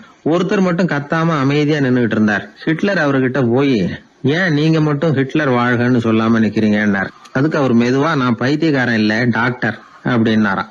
அதனால பைத்தியங்களோடு பைத்தியமா வாழறதுங்கிறது ஒரு சுகம். இந்த உலகத்துல ஏற்கனவே நான் சொன்னது மாதிரி பைத்தியக்காரர்களும் புத்தி சுவாதீனம் இல்லாதவங்களும் தான் மகிழ்ச்சியாகவும் கொண்டாட்டமாகவும் இருக்க முடியும். அதனால புத்தி சுவாதீனத்துடன் கூடிய ஒரு பைத்தியக்காரத்தன்மை நமக்கு தேவை. அந்த நுட்பத்தை புரிந்து கொண்டு நம்முடைய வாழ்க்கையை நாம கொண்டாடுவோம். ஒரு ராஜா இருந்தார். அவர் ஒரு பெரிய கோயில் கட்டினார். பல ஊர்கள்ல இருந்து சிற்பிகள்லாம் கொண்டுகிட்டு வந்தார். அழகழகா சிற்பங்களை செய்ய சொன்னார். ஊர்ல உள்ள ஜனங்களும் கோயில் கட்டுறதுக்கு அவங்களால முடிஞ்ச உதவியை செஞ்சாங்க. ராத்திரி பகலா வேலை நடக்குது. கோயில் கொஞ்சம் கொஞ்சமா வசந்துகிட்டே வந்துட்டுது. அந்த ஊர்ல ஒரு வயசான அம்மா இருந்தாங்க, ரொம்ப ஏழை. அவங்களுக்கு மனசுக்குள்ள ஒரு உறுத்தல், இந்த ஊர்ல எல்லாரும் இந்த கோவில் கட்டுறதுக்கு அவங்களால முடிஞ்ச உதவியை பண்ணிட்டு இருக்கிறாங்க, நம்மளால ஒன்றும் பண்ண முடியலையே அப்படின்னு நினைச்சு கவலைப்பட்டாங்க. அவங்களுக்கு மனசு கேட்கல, ஏதாவது செய்யணும் நம்மளால முடிஞ்சது. அப்படின்னு யோசனை பண்ணாங்க. நல்ல வெயில் நேரத்தில் சிற்பிகள்லாம் ரொம்ப சிரமப்பட்டு சிலை வடிச்சுக்கிட்டு இருக்கிறாங்கல்ல, அவங்களுக்கு அந்த நேரம் தாகம் எடுக்குமே. அதனால சிரமப்பட்டு ஒரு குடத்துல தண்ணி எடுத்துக்கிட்டு அதை இடுப்புல வச்சுக்கிட்டு மெதுவா கொண்டுகிட்டு அங்க போறது அப்படின்னு முடிவு பண்ணிட்டு அந்த அம்மா போச்சு. அங்க போய் வேலை செய்யறவங்களுக்கு தாகம் எடுக்கிற போலாம் ஒரு கோவலையில தண்ணியை எடுத்து கொடுத்துக்கிட்டு இருக்கிறது. இப்படியே பண்ண ஆரம்பிச்சுட்டு அந்த அம்மா. ஏதோ அந்த அம்மாவால முடிஞ்ச ஒரு சின்ன உதவி அது. இப்படி கொஞ்சம் கொஞ்சமா வேலை நடந்தது. கோபுரம் வசந்தது, எல்லா வேலையும் முடிஞ்சது. இனிமே கடைசியா கற்ப கிரகத்தின் மேல விமானம் அமைக்க வேண்டியதுதான் பாக்கி. அந்த வேலையும் ஆரம்பமாச்சு. அந்த சிற்பிகள்லயே அனுபவசாலியான ஒருத்தர் இந்த அம்மாவை தேடிட்டு வந்தார். பாட்டி, உங்ககிட்ட இருக்கிற ஏதாவது ஒரு பொருளை கொடுங்க, அந்த விமானத்துல வைக்கலாம் அப்படின்னு நாங்க நினைக்கிறோம் அப்படின்னார். இந்த அம்மாவுக்கு ஒன்றும் புரியல. ஏதாவது இருந்தாவில கொடுக்கலாம், எதுவும் இல்லையே, என்ன பண்றது யோசனை பண்ணாங்க. இத பாருப்பா, என்கிட்ட என்ன இருக்கு, இந்த வாசப்படியில கிடக்குது, இந்த கல்லு தான் இருக்குது, வேணும்னா இத எடுத்துட்டு போங்க அப்படின்னாங்க. உடனே அந்த கல்லை பேத்து எடுத்துட்டு போயிட்டாங்க அவங்க. அங்க போய் பார்த்தா என்ன ஆச்சரியம், அந்த விமானத்து உச்சியில கலசங்களை அமைக்கிறதுக்கான பிரம்ம எந்திரத்தை மூடுற கருங்கல் ஒண்ணு தேவையா இருந்தது. இவங்க எடுத்துட்டு போன கல்லு அதுக்கு ரொம்ப பொருத்தமா அமைஞ்சு போச்சு. ஏதோ அதுக்காகவே அளவெடுத்து செஞ்சது மாதிரி அமைஞ்சுட்டுது. அந்த கல்லையே அங்க அப்படியே பதிச்சுட்டாங்க. ஒரு வழியா கோவிலை கட்டி முடிச்சாங்க. அடுத்தது கும்பாபிஷேகம். அதுவும் ரொம்ப சிறப்பா கோலாகலமா நடந்து முடிஞ்சது. இவ்வளவையும் பார்த்த அந்த ராஜாவுக்கு மனசுக்குள்ள ரொம்ப பெருமையா இருந்தது. இவ்வளவு பெருசா இந்த கோவில் உருவாகிறதுக்கும் இவ்வளவு சிறப்பா இந்த விழா நடக்கிறதுக்கும் நாம தானே காரணம் அப்படின்னு மனசுக்குள்ள நினைச்சுக்கிட்டார். இப்படி நினைச்சுக்கிட்டே அன்னைக்கு ராத்திரி அரண்மனையில படுத்து தூங்கினார். உடனே ஒரு கனவு. ஆண்டவனே அந்த ராஜாவோட கனவுல வந்தார். ராஜா ஆண்டவனை வணங்கினார். இறைவா, உங்களுக்காக நான் கட்டி இருக்கிற கோவில் எப்படி இருக்குது, நல்லா இருக்குதா அப்படின்னு கேட்டார் ராஜா. அதுக்கு இறைவன் சொன்ன பதில் என்ன தெரியுமா, நீ கட்டின கோவில்ல அந்த கிழவியோட நிழல்ல நான் சுகமா இருக்கிறேன் அப்படின்னாராம். இப்படி சொல்லிவிட்டு கடவுள் மறைஞ்சுட்டார். கனவு கலைஞ்சது. ராஜா விசாரிச்சார், யார் அந்த கிழவி அப்படின்னு. எல்லாரும் விவரத்தை சொன்னாங்க. அப்பதான் ராஜா நினைச்சு பார்த்தார், இந்த கோவிலை நானே கட்டினதாக ரொம்ப பெருமைப்பட்டுக்கிட்டேன். ஆனா அந்த வயசான அம்மா வீட்டு வாசல்ல கிடந்த கல்லு அது இறைவனுக்கு சுகமான நிழல் கொடுக்கறதாக சொல்றாரு அப்படிங்கறத எண்ணி பார்த்தார். நான்கிற எண்ணம் நழுவி போயிட்டுதான். கோபுரம் எவ்வளவு பெருசுங்கிறது முக்கியம் இல்ல, குணம் எவ்வளவு பெருசுங்கிறது தான் முக்கியம். அந்த வயசான அம்மா நம்ம நாட்டுல வாழறது தான் நமக்கு உண்மையான பெருமை அப்படின்னு நினைச்சாராம் ராஜா. இந்த காலத்திலயும் ஒரு ஊர்ல ஒரு கோவில் கட்டினாங்க. எல்லா ஜனங்களும் அவங்களால முடிஞ்சதை செஞ்சாங்க. நம்மாலும் ஒருத்தன் அந்த திருப்பணி குழு தலைவரை போய் பார்த்தான். நான் ஏதாவது ஒத்துழைக்கணுமா ஐயா அப்படின்னு ரொம்ப பணிவா கேட்டான். திருப்பணி குழு தலைவர் சொன்னார், இத பாருப்பா, இந்த கோவில் கட்டி முடிக்கிற வரைக்கும் உன்னுடைய ஒத்துழைப்பு எதுவும் தேவையில்லை. கட்டி முடிச்சு கும்பாபிஷேகம் ஆனதுக்கு அப்புறம் தான் உன்னுடைய ஒத்துழைப்பு ரொம்ப அவசியம் அப்படின்னார். அதுக்கப்புறம் நான் என்ன செய்யணும் சொல்லுங்கன்னா, இவன் இந்த சாமி சிலையை நீ திருடிட்டு போகாம இருக்கணும், அவ்வளவுதான் அப்படின்னாராம். ஒரு ராஜா இருந்தார்.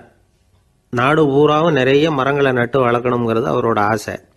தானே அதுக்கு முன்மாதிரியா இருக்கணும்னு நினைச்சார். அரண்மனையை சுத்தி மரங்களை நட்டு வளர்த்தார். இதை பார்த்துட்டு ஜனங்களும் அவங்கவுங்க வீட்டை சுத்தி மரக்கன்றுகளை நட்டு வளர்த்தாங்க. கொஞ்ச காலத்துல ஊரு பூரா பசுமையா மாறிச்சு.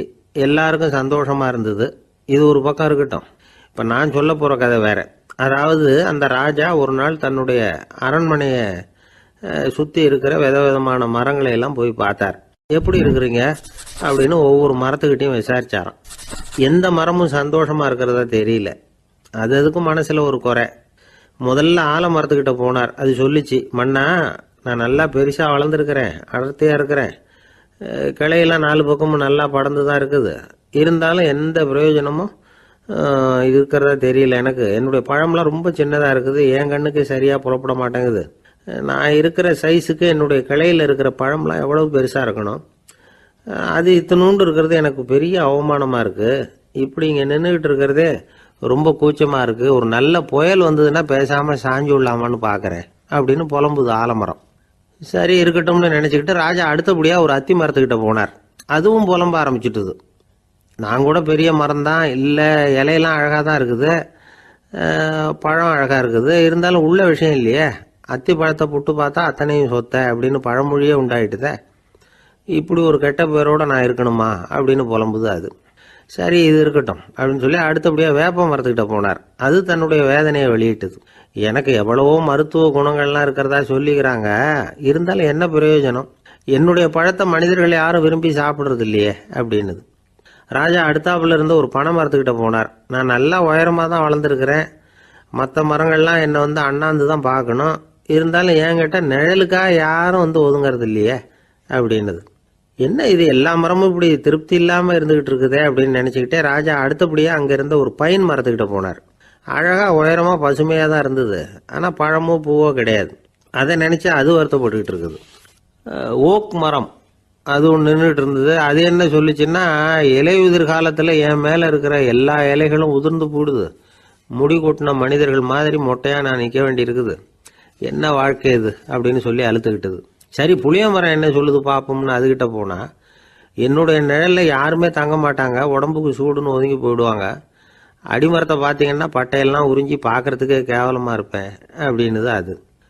முருங்கை மரம் என்ன சொல்லிச்சு தெரியுமா, என்னுடைய இலை காயெல்லாம் சாப்பிட்றவங்களுக்கு சத்து கொடுக்கறது வாசம்தான், ஆனால் என் உடம்புல சத்தே கிடையாது, கொஞ்சம் வேகமாக காற்று அடிச்சதுன்னா முறிஞ்சி விழுந்துடுறேன், என்ன வாழ்க்கை இது அப்படின்னு சொல்லி அது வருத்தப்பட்டது.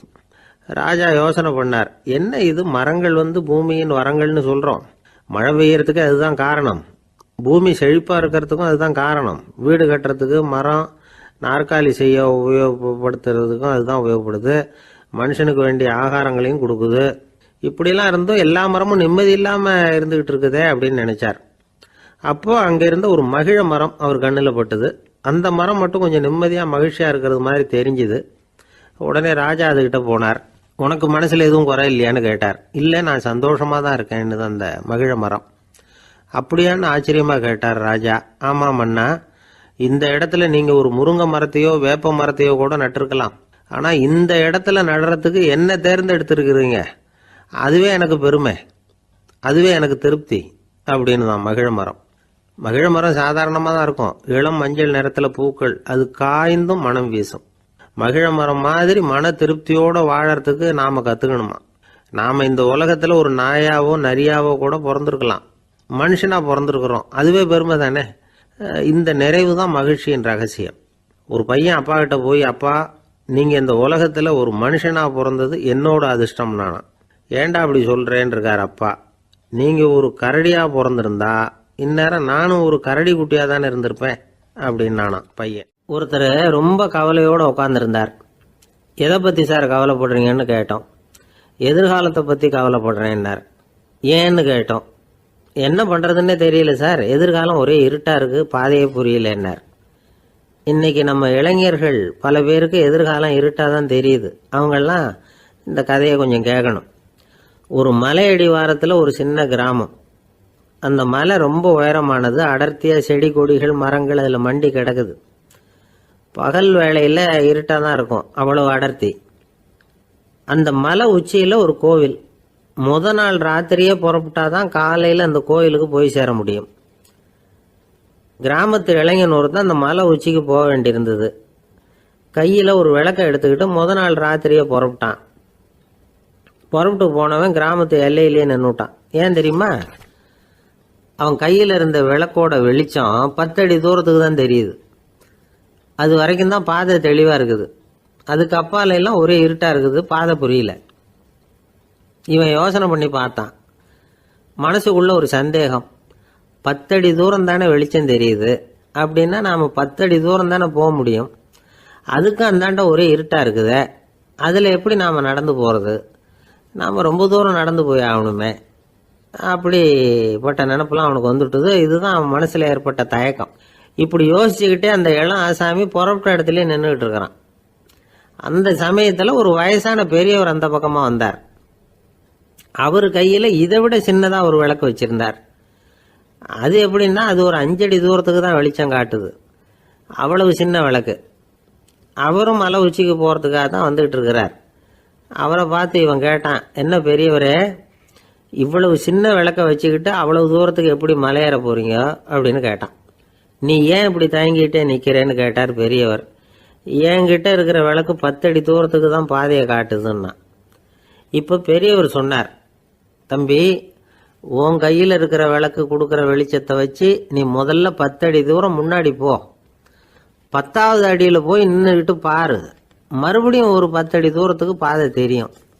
இப்படி உன் கையில் இருக்கிற விளக்கு தொடர்ந்து வெளிச்சம் காட்டிக்கிட்டே இருக்கும். நீ முன்னேற முன்னேற அந்த வெளிச்சமும் முன்னேறும். அதனால் எத்தனை கிலோமீட்டர் தூரம் வேணும்னாலும் நீ இந்த 10 அடி தூரம் வெளிச்சத்தை வச்சுக்கிட்டே நீ போயிடலாம், புறப்படு அப்படின்னார். இப்போதான் அந்த பெரியவர் சொன்னது இளைஞனுக்கு பளிச்சுன்னு புரிஞ்சுதான். உடனே உற்சாகமாக புறப்பட்டான், உச்சிக்கு போய் சேர்ந்தான்.